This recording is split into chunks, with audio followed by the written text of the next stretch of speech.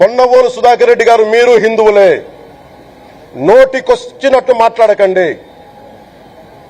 తమాషాలుగా ఉందా మీకు? సరదాలుగా ఉన్నాయా? మొన్నటికి మొన్న ప్రకాష్ రాజ్ గారు మాట్లాడారు నా మీద.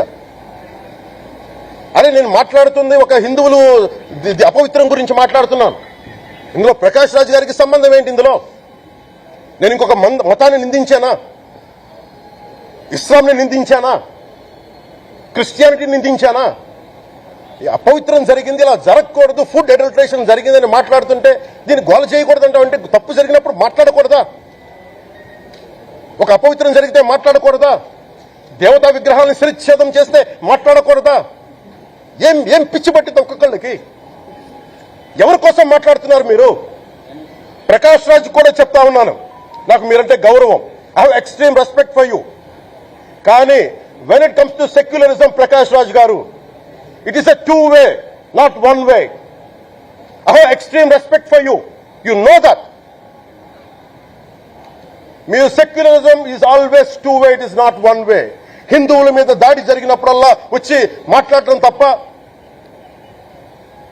అన్య మతాల మీద జరిగితే నేను కూర్చొని ఇంతమంది కౌలు రైతులకు ఇచ్చాను, ఎంతమంది ముస్లిం ఇస్లాం రైతాంగానికి ఇచ్చాను నేను.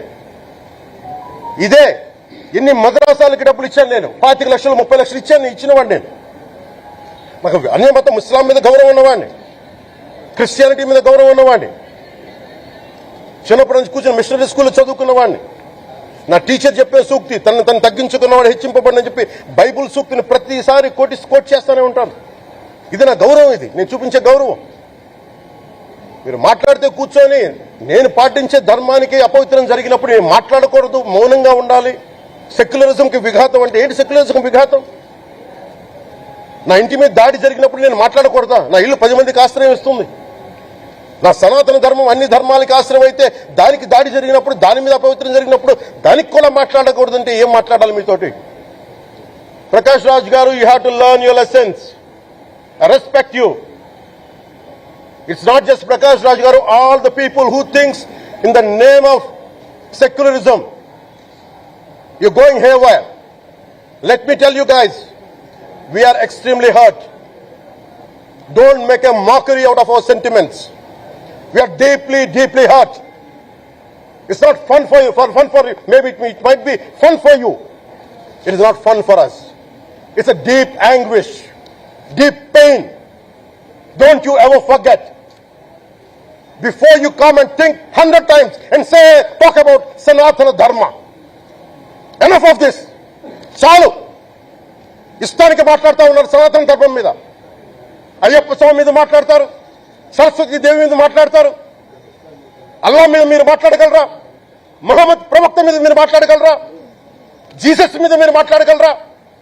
అందరూ కూర్చొని సనాతన ధర్మం మీద, వినాయకుడి మీద జోకులు వేస్తారు, దుర్గాదేవి మీద జోక్స్ వేస్తారు, సరస్వతి దేవి మీద జోక్స్ వేస్తారు. మా మనోభావాలు గాయపడవా?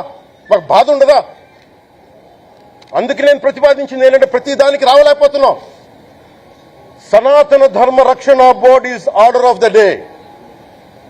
ప్రతిసారి కూర్చోబెట్టి మేము డిఫెండ్ చేసుకోలేం. ఇది ప్రతి సగటు హిందువు తాలూకు ధర్మం. ఇదే ఇస్లాం మీద దాడి జరిగితే ఎంతమంది బయటకు వస్తారు, ఎంతమంది నిరసన తెలియజేస్తారు? రోడ్ల మీద రమ్మని చెప్పట్లా. కనీసం మీకు కోపం కూడా రాకపోతే మేము ఏం చేస్తాం? గుడికెళ్లే ప్రతి హిందువు బాధ్యత కాదా ఇది?